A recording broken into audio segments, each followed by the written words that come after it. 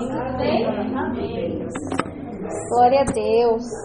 Irmãos, pode se sentar. Estou muito feliz em estar aqui para bendizer o nome do Senhor e muito grata ao Senhor, porque Ele nos escolheu. Né? A gente estava vindo, que a gente brinca que a gente mora numa ilha. E realmente, onde que a gente mora, tem uma ilha em volta e tem a ponte, né? Então, se aquela ponte cair, a gente tem uma cidadinha bem pequenininha, que ainda sai em alguns bairros. E a gente viu tantos bares, tantos jovens nas ruas, né? E a gente veio comentando, falou assim, olha quantas pessoas, né? Estão ali bebendo, fumando, enfim, né? E aí a gente viu várias fotos de igreja. E aí meu esposo falou, mas ainda existe um povo que serve ao Senhor. Existe um povo ainda que busca o Senhor. Então, eu fico grata porque a gente foi escolhido.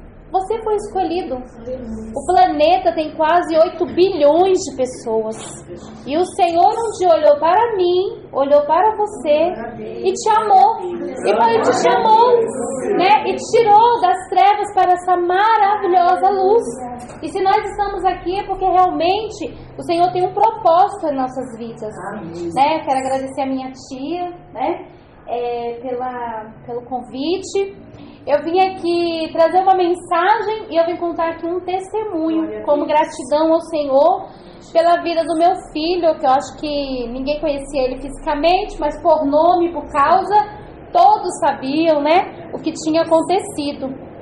E eu queria meditar aqui, irmãos, em Romanos 8. Foi a palavra que o Senhor me deu quando meu filho sofreu um acidente.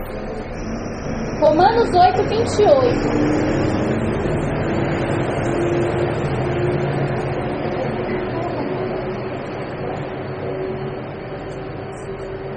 Glória a Deus. Irmãos, Romanos 8, 28 fala assim, ó. Sabemos que Deus age em todas as coisas para o bem daqueles que o amam, dos que foram chamados de acordo com o seu propósito. Pois aqueles que antemão conheceu, também os predestinou para serem conforme a imagem de seu Filho, a fim de que ele seja o primogênito entre muitos irmãos. Amém? Amém. Mas eu quero me atentar aqui. Sabemos que Deus age em todas as coisas para o bem daqueles que o amam. Irmãos, quando meu filho se acidentou, eu fiquei sabendo de madrugada, né? Foi dia 7 de janeiro. E no decorrer do dia, que foi um dia assim, muito angustiante, muito estressante, muito corrido, à noite, quando eu fui para casa, o Senhor me deu essa palavra na madrugada. E quando eu recebi essa palavra, na hora que eu recebi essa palavra, eu falei assim, Senhor, eu vou ser bem sincera. Eu não estou vendo que esse acidente está cooperando para o meu bem. Eu vou ser bem sincera, Senhor, eu não consigo ver. Eu não consigo ver nem nada de bom nesse acidente. Mas antes de chegar no acidente, 15 dias antes, eu estava dormindo e o Senhor me deu um sonho. E todas as vezes que eu sonho, eu até costumo falar para o meu esposo, não é de barriga vazia, não é de barriga cheia não. É Deus falando comigo. E eu sonhava, que eu chegava para ele e falava assim, Carlos, eu acho que a melhor coisa que a gente pode fazer é deixar o Mateus no nosso quarto, a gente pega o colchão, vamos dormir na sala, porque no nosso quarto tem o banheiro, é melhor para ele se locomover, a gente pode tirar o box do banheiro, e durante o dia eu tiro o colchão, coloco no quarto, porque o quarto dele é em cima, então tem escada. E eu acordei desse sonho, eu falei assim, meu Deus, o que o Senhor quer dizer? Mas eu não falei nada para ninguém, não falei pro meu marido, não falei para ninguém. 15 dias antes. E na semana do acidente, na terça-feira, meu marido estava tomando banho, ele saiu do chuveiro e ele falou assim, chama o Mateus que nós vamos orar por ele. Chama ele que Deus quer dar uma palavra para ele. A gente chamou ele, conversou, falamos alguns versículos, né? E eu lembro que eu falei assim, meu filho, toma cuidado com essa moto, você corre muito, né? Ele corria bastante. Eu falei assim, você corre muito. Eu falei, olha, um acidente de moto quebra uma pessoa, viu? E não quebra pouco não, quebra muito. E ali a gente orou na terça-feira. E no sábado, nós fomos dormir. E ele saiu com os amigos. E jovem, eu não vi, eu não percebi que ele não tinha chegado em casa, porque como o quarto dele fica para fora da casa, uma edícula, e a gente dormindo, né, a gente não ouve barulho, enfim, estava cansado. E eu coloco meu celular no silencioso, porque 40 grupos, né, apita bastante, né? E aí eu coloquei no silencioso, e a madrugada toda tentaram me ligar do hospital, e eu não ouvi. Quando eu acordei 5h30 da manhã, que eu peguei meu celular, eu vi tantas ligações. Eu falei assim, aconteceu alguma coisa com o Matheus. Aí eu acordei meu marido e falei assim, vai lá ver se a moto dele tá lá fora. E a moto dele não tava, e nisso eu já fui ligando. E ali eram celulares particulares dos enfermeiros que estavam tentando entrar em contato conosco. E aí eu liguei, e aí a moça falou assim, alô. Eu falei, o que aconteceu com meu filho? Ela falou assim, você é quem? Eu falei, sou a mãe do Matheus. Aconteceu alguma coisa com o Matheus, não aconteceu? Aí ela falou assim, então, nós estamos tentando falar com vocês, ele está aqui no hospital, ele sofreu um acidente. Aí ela falou assim, não se preocupa, de todos os males, ele está bem, ele está vivo, mas eu preciso que vocês venham aqui. E ali era um dia de ceia, meu esposo ia ministrar na ceia, aí fomos correndo lá para o hospital, e quando chegamos lá, deparamos, né, ele na emergência, ele praticamente todo quebrado. A lateral que ele bateu, ele quebrou inteiro. E ali elas nos atenderam, né? E falaram assim, olha, ele quebrou o fêmur e a bacia. Tá com dreno no pulmão, porque afetou o pulmão dele. E por enquanto é só isso que a gente sabe.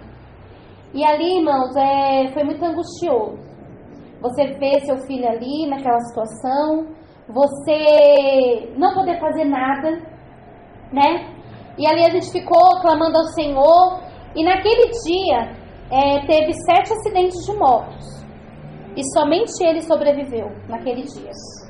Eu estava na emergência, ali perto da porta. E de repente eu me deparo com a ambulância vindo. E quando aquela ambulância abriu, irmãos, saiu ali da ambulância da maca um rapaz. E o socorrista com a perna dele dentro de um saco. E eu vi tantas coisas ali, sabe? E ali, querendo ou não, você vai se angustiando, você vai ficando assim meio que desesperada, assim, né? Mas Deus foi tão bom, tão maravilhoso. E o que acontece? Por ter tantos acidentes, nenhum médico vinha até nós para falar assim, olha, é assim, a gente precisa fazer isso, aconteceu aquilo.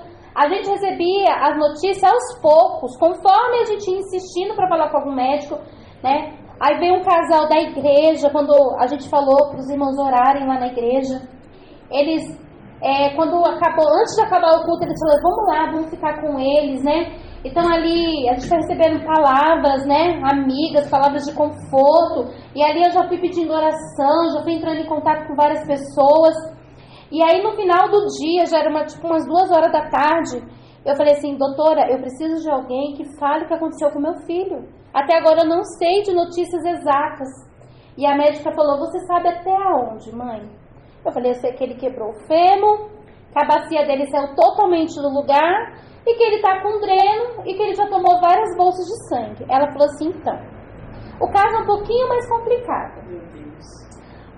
Ele está com dilaceração no rim, no baço, ele quebrou diversas costelas, ele quebrou a coluna, o pescoço, e ele também repartiu o fígado no meio. O fígado dele está numa banda e a outra banda está em outro lugar.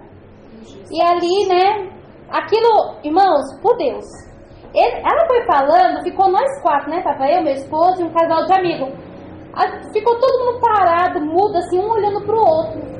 Ela falou assim, olha, vou ser sincera, a gente nem sabe como esse menino tá vivo. A gente não sabe como esse menino tá vivo, né? E assim, a gente também não sabe muito do acidente, porque ele teve um lapso de memória. A gente sabe que foi numa árvore que ele bateu a moto. Então a gente não sabe se foi fechada de carro, se não foi fechada de carro. A gente não sabe nada do acidente. Eu quis correr atrás, mas aí meu marido falou assim, vai adiantar o quê? O que vai adiantar ali? Saber, né? Não vai adiantar nada. O que tá feito, tá feito. E ali ela falou assim, olha, ele ainda hoje vai pra cirurgia, primeira cirurgia, né? A gente tá muito preocupado com o fígado dele, que ele tá com hemorragia interna. E ali foi, irmãos. Aí disse, olha, vai pra casa, não adianta ficar aqui você não pode ficar. Aí fomos pra casa descansar. À noite nós voltamos, não tivemos notícias, só sabíamos que ele operou. E de manhãzinha, aí à noite o Senhor me deu essa palavra, no domingo à noite. Sabemos que Deus age em todas as coisas para o bem daqueles que o amam. E quando eu acordei com essa palavra, eu falei assim, Senhor, eu não estou conseguindo entender, eu não estou conseguindo ver, mas eu quero confiar no teu propósito. Senhor, eu quero confiar na tua palavra. Porque, irmãos, eu sempre costumo falar isso, a gente sabe até a curva. Além da curva, só Deus sabe. Só Deus sabe. E ali, eu peguei meu carro e fui em direção àquele hospital, clamando e conversando com o pai. E eu falei, Senhor, me ajuda, Senhor, a entender, me ajuda a suportar o processo, ajuda o meu filho, salva a vida dele, porque a médica ela foi bem categórica e falou, olha, mãe, a gente está com medo muito grande dele ficar tetraplégico, de não mexer mais o pescoço para baixo, né? E ainda nesse dia a gente nem sabia da gravidade da medula, porque foi tudo assim picadinho, foi tudo aos poucos, conforme foi passando os exames, fazendo outros exames que a gente foi saber. Quando eu cheguei lá de manhã, aí ninguém sabia do meu filho, onde o meu filho estava, aquela coisa, e eu fiquei estressada. Eu falei, como vocês sabem onde está meu filho? E vai para lá e vem para cá, e chama diretor, e chama isso. Aí acharam, estava lá no pós-cirúrgico. E aí eu chorando, falei, gente, deixa eu ver meu filho, eu preciso ver meu filho, desde hoje eu não vejo meu filho.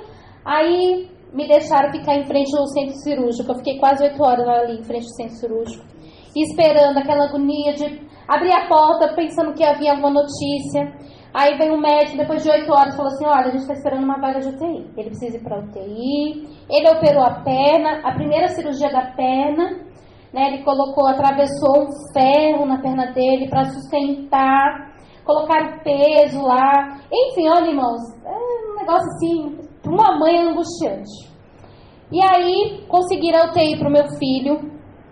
E aí o nosso amigo, ele falou assim, olha, vai para casa, toma um banho, que você está quase 24 horas aqui no hospital, pega suas coisas e eu fico com ele. E aí, quando foi 2:30 da manhã, Deus me acordou com uma palavra. E aí eu falei assim, ô Senhor, me ajuda. Em Lamentações, e olha, irmãos, Deus, Ele sabe de todas as coisas, Ele não deixa a gente a par das coisas, assim, sabe, a deriva das coisas. Ele sempre vai nos alertar, Ele sempre vai falar conosco, sabe? Até mesmo para que a gente possa se firmar, né? Lamentações 3. Deixa eu achar aqui na minha Bíblia.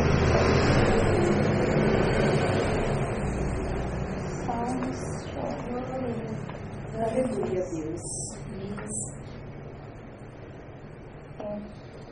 Eu tô tão acostumada. Eu uso muito o tablet, a Bíblia, né, digital. Mas vamos lá. Lamentações 3, versículo 21. Todavia, lembro-me também daquilo que pode me dar esperança. Graças ao grande amor do Senhor, graças ao grande amor do Senhor, é que não somos consumidos, pois as suas misericórdias são inesgotáveis. Amém? O Senhor me deu essa palavra 2:30 da manhã, e aí eu não consegui dormir mais. Mesmo cansada, eu não consegui dormir mais. E quando o Senhor me deu essa palavra, Ele falou assim, minha filha, lembra daquilo que te dá esperança. Era como se Deus falasse assim para mim, lembra do que dá esperança, porque as notícias hoje não vão ser boas. E você precisa firmar a tua fé em mim, e não naquilo que o homem falar. Aleluia. E aí eu comecei a lembrar. Irmãos, eu comecei a lembrar de coisas que eu vivi, de milagres que eu vivi. E quando eu não lembrava de mais nada do que eu tinha vivido, eu falei assim, agora eu vou lembrar dos milagres que os meus irmãos já viveram. Eu preciso encher meu coração da palavra do Senhor. Eu preciso encher o meu coração das promessas do Senhor. E eu passei a madrugada todinha ali, meditando na palavra do Senhor. E quando eu lembrava, Senhor, eu vivi esse milagre, Senhor, eu orei por isso e aconteceu, Senhor, aquele irmão, ele contou um testemunho assim, foi desse jeito, o Senhor abençoou. Aí quando acabou tudo, eu falei, Senhor, agora eu vou para a tua palavra. Senhor, a tua palavra diz em tal versículo assim, a tua palavra fala isso, a tua palavra diz assim, o Senhor abriu o mar vermelho, o Senhor ali fez coisas grandiosas, o Senhor ressuscitou, o Senhor curou, o Senhor fez cego enxergar. E ali, irmãos, quando eu me levantei, eu fui lá para o hospital novamente. Quando eu cheguei lá, ele já estava na UTI. Aí o hospital que ele ficou em Itapecerica, eu podia ficar na UTI com ele. E aí lá me acampei, né? E a minha nora estava grávida. Depois de 2 dias nasceu minha netinha. E foi uma turbulência e ao mesmo tempo uma alegria, preocupação e ao mesmo tempo felicidade. Foi um misto de emoções, né? E aí, quando eu cheguei naquela UTI, eu peguei um médico. Ele era um médico, assim, muito bom, mas muito insensível nas palavras. Aquele médico que ele vê nascer e morrer todo dia, então para ele, o que ele fala, tanto faz. Isso. E aí ele chegou em mim e ele falou assim, ó mãe, eu vou ser bem curto e grosso. O Mateus, ele quebrou a C6 e a C7. Daí para baixo, ele não vai movimentar mais nada. Ele está movimentando porque... Não sei por que também, viu, mãe? Não sei por quê. Mas ele está movimentando. Só que ele era o médico, ele falava assim, levanta a perna, Mateus. A outra perna que não estava quebrada. Aí ele não tinha força, né? Tá vendo? Tá perdendo força. É questão de tempo para ele perder toda a força e parar de movimentar. Ele falava desse jeito. Por isso que o Senhor, ele falou assim, ó, lembra daquilo que te dá esperança, porque você vai ouvir palavras que vai realmente ferir o teu coração. O Senhor foi preparando o meu coração. E aí, ele falou assim, mãe, a gravidade não é que ele quebrou o pescoço. A gravidade é que um osso que quebrou entrou dentro da medula.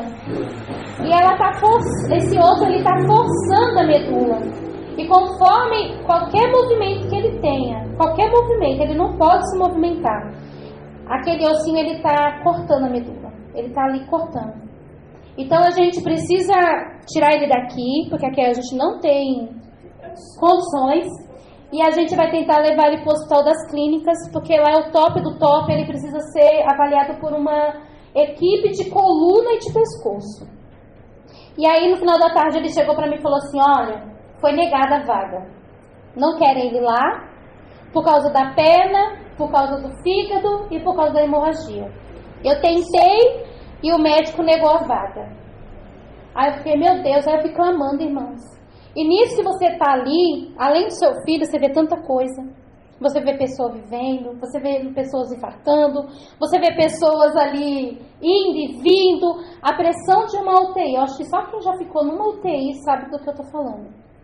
E ali quando, no final da tarde, o médico veio e falou assim, ó mãe, levanta a perna, Mateus. Tá vendo? Ó, tá mais fraco aí. Ó, você viu? De manhã ele conseguiu até levantar um pouco mais, agora já não tá mais. E esse médico era desse jeito. E aí ele tava confuso, aí ele tava com dreno no pulmão, né? Todo ali quebrado. E eu comecei a clamar a Deus. E assim, foi levantado um clamor tão grande, irmãos. O meu pastor, ele estava de viagem na Bahia. Eu posso dizer que metade da Bahia estava orando pela vida do Mateus. Tem um primo, pastor, lá em Registro. Metade do Registro estava orando pela vida do Mateus. Minha tia levantou clamores por muitos grupos, enfim. Era tanta gente clamando ao Senhor e a gente começou realmente um clamor pela vida dele. E eu falei assim, Senhor, se o Senhor não permitiu que meu filho morresse naquele acidente, alguma coisa o Senhor tem. Então, completa a obra, meu pai. Completa a obra, né?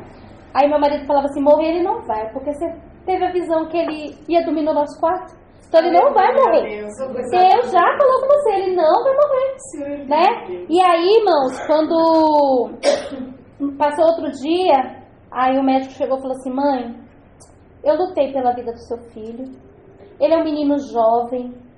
Dá dó de achar que um menino de 18 anos vai ficar tetraplégico, vai ficar sem mexer o pescoço. E eu tenho um amigo que ele trabalha em um sistema do SUS. Ele é grande lá. Eu conversei com ele e ele conseguiu essa vaga. Né? Ele conseguiu essa vaga. Porém, ele vai para lá, ele ainda não tem uma vaga definitiva. Não tem. A gente vai tentar colocar ele lá, mas ele vai lá, ele vai ser avaliado. E ali, meus irmãos, quando a gente foi fazer a transferência, o médico da ambulância não queria levar ele, porque ele não poderia mexer o pescoço de jeito nenhum. Qualquer mexida do pescoço, aquele ossinho, ele poderia ali cortar mais a medula ainda, muito mais a medula. Poderia cortar muito mais a medula. O médico da ambulância falou assim: eu não sei não, acho que eu não vou levar esse menino não. Aí eu falei: não, doutor, não faz um negócio desse não, o senhor já chegou até aqui. Enfim, e o médico falou assim pra mim: olha, lá, o que a gente acha que vai ser feito? Vão ter que cortar o pescoço dele aqui, colocar 2 placas, né, pra sustentar, e os parafusos. Nunca mais, mãe, seu filho vai fazer esse movimento. Nunca mais. Se ele quiser virar para a direita ou para a esquerda, ele vai ter que virar o corpo inteiro, porque as placas vão impedir o movimento dele. Ele vai ter que operar a coluna e ele vai ter que fazer a segunda cirurgia da perna e do quadril. E ali eu me desesperei, porque eu falei assim: oh meu Deus, meu filho tão novo, quantas cirurgias meu filho vai fazer, quanto tempo meu filho vai ficar nesse hospital? E aí, né, aquela sensação de primeira netinha, primeira vez que eu era avó, eu falei: meu Deus, eu vou conhecer essa menina quando minha vida vai voltar ao normal? E um dia eu tava bem assim, abalada mesmo, e meu marido falou assim: Dani, quando as pessoas vierem falar, médico, enfermeiro, que eles vierem falar, fala assim: Senhor, vai na frente. Não ouve a voz deles. Fala: Senhor, vai na frente. Jesus, vai na frente. Senhor, a última palavra é o Senhor que vai dar.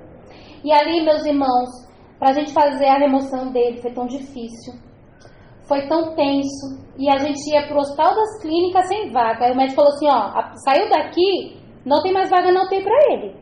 Se não aceitar ele lá, a gente vai ver como que vai fazer, onde que vai levar ele. Aí eu fui naquela coisa tensa, e eu falei assim: meu Deus, que eles venham aceitar meu filho ali, Senhor. Senhor, que eles falam assim: não tem vaga, vão fazer uma avaliação. Se aceitar o caso dele, ele fica lá. Se não, a gente vai ver para onde que vai mandar. E quando a gente chegou lá, foi assim, um dia bem tenso também. Teve que fazer tomografia.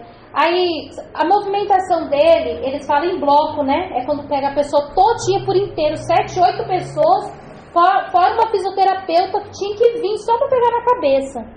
Então, o movimento tinha que ser tudo calculado. Então, qualquer movimento, né, eu ficava naquela tensão: meu Deus, esse osso que está dentro dessa medula, como que vai ser? Senhor, segura esse osso, dissolve esse osso, enfim. Aí, sabe, eu fui falar com a atendente, eu falei assim: eu preciso saber onde que meu filho é. Ela falou: você não pode entrar. Eu falei: deixa eu ficar com meu filho, eu não quero deixar meu filho sozinho, eu tenho medo dele mexer o pescoço, por mais que ele estava todo, né, todo cheio de aparatos, eu tinha medo, aquela coisa, né? Aí ela disse: não pode. Aí chegou 5 minutos, ela falou assim: mãe, eu vou deixar você entrar, porque ele não para de chamar você, as enfermeiras já não estão aguentando mais lá dentro. Aí eu fiquei lá dentro.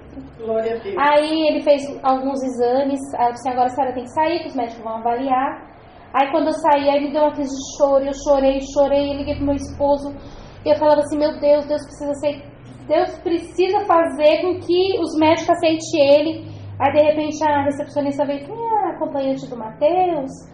Ela disse: não, a gente vai fazer a internação dele. Aí eu falei: ô Senhor, muito obrigada. Ela disse: ó mãe, só que tem uma questão, ele vai pra UTI adulto e lá não fica. Aí eu falei: vou ficar, não vou deixar meu filho, não vou. Ela: mãe, não pode. Eu falei assim: ó, já pode aí acionar assistente social, porque eu não vou deixar meu filho, eu não saio desse hospital, eu não saio do lado dele. Ela: mãe, aqui tem normas.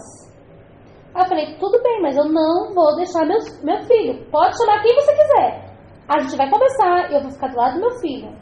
Aí daqui a pouco ela vem e ela fala assim: ó mãe, você tá com sorte, hein?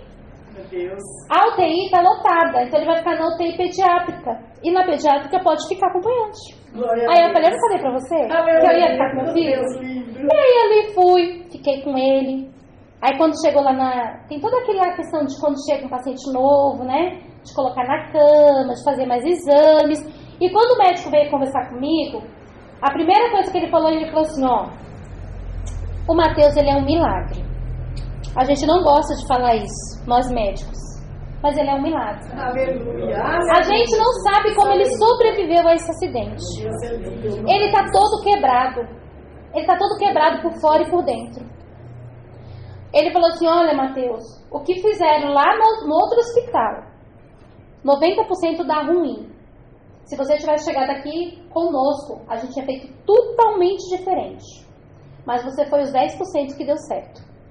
Porque a primeira coisa que tinha que ter feito era ter operado seu fígado. Seu fígado está repartido e está com hemorragia. Então a gente vai tentar estancar, para depois começar a ver o que a gente vai fazer com o seu pescoço, com a sua coluna e com a sua perna. E ali a gente ficou lá naquela UTI. Irmãos, aí eles falaram assim, nós vamos operar o fígado. Todas as vezes que ele falava assim, põe de jejum. Ele estava de jejum, mas às vezes ele bebia água. Põe de jejum, não bebe água. O batimento dele caía para 35. Aí o médico falava assim, não dá para levar ele para o centro cirúrgico com batimento assim. Vamos abortar a cirurgia. O batimento dele subia, 70, 80. Aí o médico olhava à tarde, põe de jejum, vamos operar. Aí o batimento ia lá para 40. Era como se Deus falasse, não vai fazer cirurgia. Eu vou colar, eu vou estancar esse sangue. E ali foi fazendo vários exames, aquelas coisas todas. De repente o médico falou assim, olha mãe, não vai precisar mais fazer cirurgia. Com os remédios, com a terapia que a gente fez, deu certo, estancou a hemorragia. Aí eu falei, glória a Deus, menos uma cirurgia, né? E aí eles estavam indo para uma briga entre os neuros e os ortopedistas. O neuro, eles precisavam fazer uma ressonância, mas por causa dos ferros que estavam na perna dele, não podia entrar na máquina. E os neuros falaram, a gente só faz a cirurgia se tiver essa ressonância. Os ortopedistas falavam, se tiver um raio-x a gente opera, a gente rasga todo, não tem problema, depois ele fica aí com as marcas, mas não tem problema. E os neuros queriam fazer tudo por vídeo, aquela coisa, né? E eles falaram assim, ó, a cirurgia é tão delicada que pode dar ruim.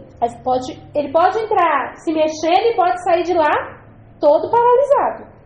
E ali, entre tantas brigas entre eles, aquelas discussões, aquela comitiva de médico, decidiram que quem ia operar ele eram os ortopedistas.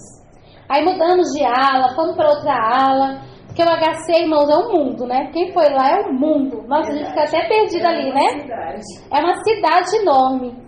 E aí nós fomos para o Instituto de Ortopedia, aí chegou lá, eles avaliaram, aí falou assim, não, a coluna a gente não vai mexer, não vamos mexer na coluna. Aí eles operaram ele, né? Ele tem um ferro da bacia para baixo até o joelho. Foi uma cirurgia complicada porque a bacia dele, ela virou uma bagunça, não tem nem como explicar, né? Foi para frente, foi para trás, até colocarem tudo no lugar para depois operar o fêmur. Foi uma cirurgia bem delicada.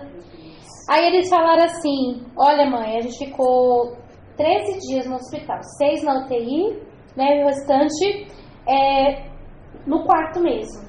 Eles falaram assim, mãe. Aí um belo dia, o médico entra e fala assim, mãe, o Matheus está de alta. Aí eu falei, como assim? Não vai operar o pescoço? Não vai operar o pescoço. Aí eu falei, não, vocês têm que operar o pescoço. Vocês falaram que ia operar o pescoço, como que meu filho vai com o pescoço embora para casa, quebrado? Aí ele, não mãe, a gente vai fazer um tratamento de contenção, que é algo menos invasivo, e a gente vai ver se dá certo. Depois de 3 meses, se não der certo, a gente opera ele.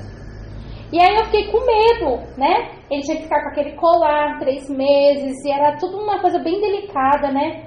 Aí eu falei assim, meu Deus, eu falei, não, eu quero falar com o médico top, porque ele era um estagiário. Eu falei, eu não tô confiando nesse médico, meu Deus, né?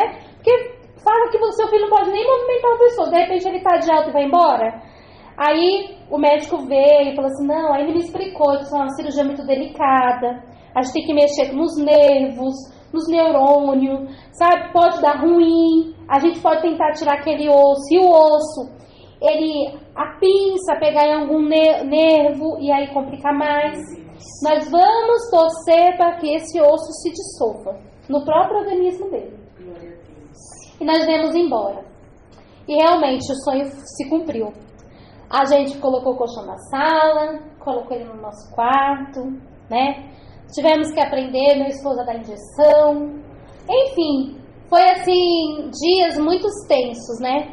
Mas no dia que eu saí do hospital, irmãos, quando eu vi aquela rua, quando eu vi as árvores, quando eu vi, sabe, tava um dia tão chuvoso, eu falei, oh meu Deus, muito obrigada, Senhor.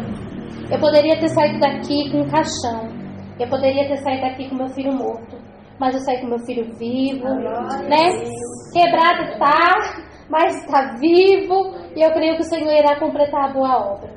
E quando a gente chegou em casa, a gente, vamos alugar cadeira, vamos comprar cadeira de roda, né? Aquela coisa toda. Mas a recuperação dele foi tão rápida. O primeiro dia a gente até se assustou, porque ele dava 2 passos, ele ficava mal, dava tontura, ele não conseguia. Eu falei assim, meu Deus, como que eu vou cuidar desse menino? Como que eu vou cuidar desse menino? Não vou ter força para cuidar desse menino. Porque ele não conseguia ficar de pé por causa das cirurgias, por causa do pescoço, por causa da coluna. E assim, Deus ele foi cuidando de nós, sabe? Ele foi cuidando das nossas vidas. E em pouco tempo, acho que não foi nem 15 dias, ele largou o andador, que a gente, né, pegou um andador emprestado lá. Eles deram um andador pra gente. Aí ele já começou a andar de muleta. Aí daqui a pouco ele falou assim, deixa eu tentar aqui, mãe, andar sem muleta. E eu ficava com medo, né, aquela coisa dele cair. Eu falei, menina, você não pode cair não, pelo amor de Deus. E era um trabalho, sabe, para ajudar a dar banho, não podia tirar aquele colar. Quando tinha que tirar, tinha que ter todo o cuidado para não movimentar o pescoço. Enfim, irmãos, meu filho tá aí, mexendo com isso. Meu filho tá aí andando. O médico falou que ele tinha que ficar mais de 1 ano sem trabalhar. Com 4 meses ele já voltou ativa. Ele não tem sequela nenhuma. Ele não manca da perna, porque a cirurgia que fizeram ali foi um negócio, né, que eu pensei que ele ia ter algum tipo de sequela, pelo menos diminuir a perna, enfim.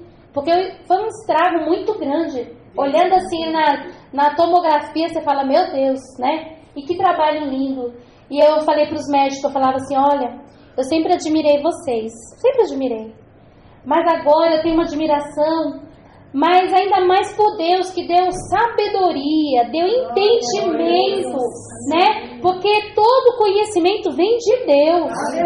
Mas além dos médicos, o médico dos médicos, ele atuou, ele livrou, ele guardou.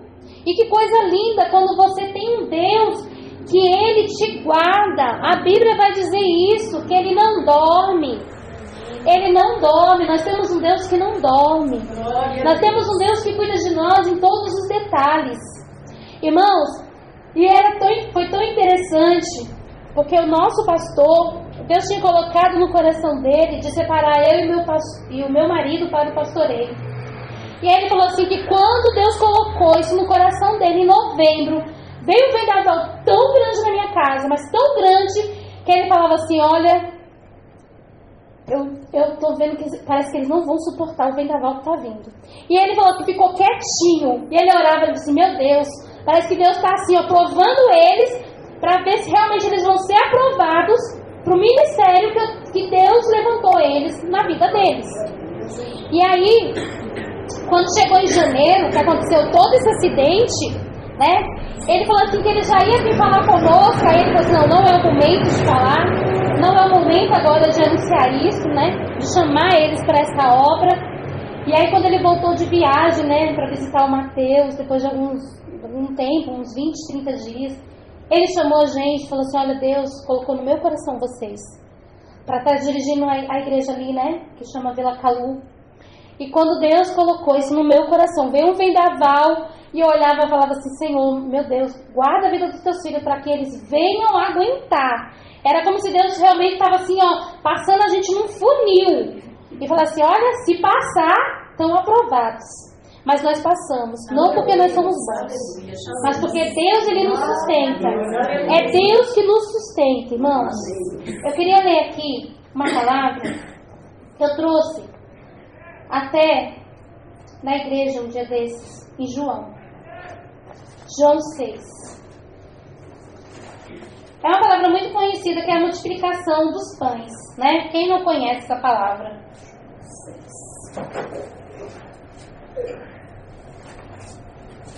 Aí, em João 6, no versículo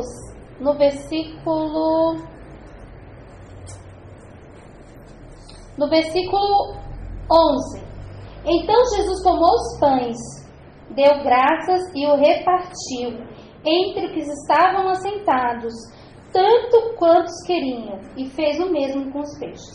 Irmãos, aqui vai falar da multiplicação, e quem não conhece essa palavra, né? Vai dizer que Jesus ali curou um cego, ali ele conversou com os mestres, teve um diálogo, enfim. E ele saiu e ele foi tentar descansar, mas o povo, a multidão, o seguiu. Porque onde Jesus estava havia multidão. E aqui, se nós formos ler, vai dizer que era uma grande multidão. Então não é uma pequena multidão e nem uma multidão, é uma grande multidão. E quando chegou ali, Jesus começou a ensinar, Jesus começou a falar, Jesus começou ali a fazer as suas maravilhas. E chegou a noite, né? E aí o Senhor falou assim, olha, né? Falaram os discípulos, Senhor, não é melhor mandar eles embora? Porque eles não têm aonde pousar, eles não têm aonde ficar, e eles devem estar com fome. E Jesus falou assim, então, vamos dar pão para eles? Ele falou, Senhor, nem se a gente comprasse. A Bíblia vai dizer que, falou assim, olha, nem que se a gente pegasse 200 denários. Sabe o que é 200 denários? É um dia de um trabalhador. Um denário. 200 dá praticamente um ano de trabalho. Você imagina? Porque eu fiz um cálculo lá, deu quase 10 mil reais de pão. E mesmo se comprasse 10 mil reais hoje de pão, ia ter que dar um pedacinho para cada um e não ia alimentar o suficiente. Aí, de repente, Felipe fala, Senhor, veio esse menino até a mim e ele somente tem 5 pães. E nem era um pão de boa qualidade, porque era um pão de cevada. As pessoas de um poder de aquisitivo melhor comiam pão de trigo. O menino tinha pão de cevada, nem de qualidade era. E tinha 2 peixinhos. João vai falar peixinhos, quer dizer, não é um peixe grande. E aqui está o segredo. O Senhor, ele fala, olha, vamos fazer o seguinte, manda todo mundo sentar. Eu vejo um Deus de organização, um Deus organizado. Ele manda sentar, porque sentado ele tinha uma visão, né, de quantas pessoas. A Bíblia vai dizer 5 mil homens, com mulheres e crianças, dá mais de 15, 20 mil pessoas. Como que você pega 5 pães e fala assim, não, vamos alimentar todo mundo? Irmãos, para o mundo é loucura. Mas para nós é fé, é esperança, é saber que Deus é um Deus de milagres. E Jesus, ele pega aquilo, ele levanta e ele dá graças. Eu aprendo com o meu mestre. Dê graças ao que você tem, dê valor ao que você tem, comece com pouco. Às vezes a gente quer muito e a gente precisa aprender que no pouco o Senhor faz muito. A Bíblia vai dizer que se fosse com os homens, eles iam pegar um pedacinho e às vezes não daria para todos, mas com Jesus, a Bíblia vai dizer aqui que eles comeram o tanto que eles quiseram. E ali aquela multiplicação. Eu acredito que quando o Senhor ali levantou aquele pão, aquele peixe, e ele agradeceu ao Senhor, nós precisamos aprender a ter um coração grato. Nós precisamos ter um coração grato. Às vezes a gente olha a circunstância e quer murmurar, quer reclamar. Tenha um coração grato. Quando o Senhor me deu aquela palavra, que tudo coopera para o bem, eu falei assim, meu Deus, eu não consigo ver, mas eu quero crer no teu propósito, Senhor. Senhor, eu não estou conseguindo, nos meus olhos carnais, eu não estou conseguindo ver isso. Eu estava com meus planos de tirar férias, de curtir o nascimento da minha neta, de fazer várias coisas. Eu não estou vendo isso na minha vida agora, nesse exato momento, mas eu quero acreditar nos teus planos. Eles são os melhores para mim. E quando o Senhor ele dá graça, ele começa a repartir. Aí eu aprendo outra lição. A gente precisa dar também. Às vezes a gente quer só pra gente, né? Só pra nós. Reparta. Reparta a palavra que o Senhor te deu a outras pessoas. Porque um dia o Senhor te alcançou. Um dia o Senhor olhou para você e te amou. Então reparta. Reparta, porque aquilo que você recebeu de graça você dá. De graça você dá. E aí ele reparte. Todos pegam. E ali sobra 12 cestos cheios. Oh, meu irmão, só quem vive milagre é aquele que obedece. Isso nós ouvimos hoje de manhã lá na nossa igreja. A primeira coisa para você viver um milagre, para Deus te transformar, é a obediência. A obediência. Quando Jesus fala assim para os discípulos, vai lá e começa a dar, eles só tinham 5 pães, não tinha nem como dividir um pãozinho para cada discípulo. Não tinha. Pode ser que ele pegou 5 pães, dividiu 3 e aí deu para os discípulos. E ali foi pegando aqueles pedaços. Irmão, você imagina o pão, você tira um pedaço e parece que o pão cresce? Aí você tira outro pedaço e o pão cresce novamente? Que milagre é esse? Que Deus é esse que nós servimos? Nós servimos um Deus grande, poderoso, que do nada Ele faz tudo. Ele faz tudo. É por isso que nós precisamos ficar firmes na presença do Senhor, né? E aí ele vai dizer, vocês vão juntar todos os pedaços, não joguem fora. Eu aprendo também aqui a não jogar nada fora, a você não desprezar aquilo que o Senhor te deu. Não despreze aquilo que o Senhor te deu, né? Os discípulos podiam pegar aqueles 12 cestos e falar assim, não, sobrou, vamos jogar fora. Não desperdice. Mas a mensagem central é: agradeça. Quando você agradece, parece que o negócio cresce. Porque ali aqueles pães, conforme eles foram tirados aqueles pedaços, ali foi multiplicando e aquela multidão ela pôde ver. Só que tem uma questão: a multidão foi por causa do pão, do alimento que perecia. E Jesus falou assim: olha, vocês estão aqui pelo alimento que perece. Vocês estão andando comigo porque vocês sabem que eu curo. Vocês estão andando comigo porque vocês sabem que eu posso ressuscitar. Vocês estão andando comigo porque vocês sabem que eu posso fazer milagre. Mas saibam de uma coisa: essa comida ela vai perecer. Esse pão, ele vai se acabar. Esse pão, uma hora, o seu organismo ele vai fazer a função dele. Mas venha pelo pão que sou eu, o pão vivo que desce do céu. Porque quem comer deste pão nunca mais vai ter fome. E quem beber dessa água jamais terá sede. Ele é o pão vivo que desceu do céu. Ele é a água viva que veio do céu, da fonte, né? Ele é. Então, irmãos, a minha tia tinha feito esse propósito, né? Da gente contar que é o testemunho do Mateus. E a gente veio depois de um tempinho, né? Contar a bênção que o Senhor deu para nossa família. E eu agradeço ao Senhor, porque eu poderia chegar aqui e falar assim: então, faz 6 meses que meu filho faleceu. Mas eu posso dizer hoje, faz 6 meses que Deus operou um grande milagre. Faz 6 meses que a gente viu a morte na nossa frente.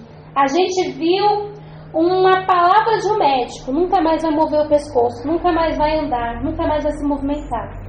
Mas o médico dos médicos, ele deu a última palavra. Então fique com a última palavra do Senhor. Fique com a palavra do Senhor. E quando vier a turbulência, lembra daquilo que te traz esperança. Lembra daquilo que te traz esperança. Oh, meu irmão, é tão bom quando você começa, sabe, no seu coração falar: Senhor, o mundo está falando isso. Senhor, a pessoa está falando isso. Senhor, a situação está falando isso. Mas eu vou ficar com a tua palavra, porque a tua palavra diz assim. E quando nós pegamos a palavra do Senhor, porque Ele não pode ir contra a palavra dele. Ele é fiel. Ele é fiel. Quando nós vamos diante da palavra do Senhor, oh meu irmão, milagre acontece. Milagres acontecem. E os irmãos podem aplaudir ao Senhor. Ah, tá. Vem aqui, Mateus. Só um pouco. Vem.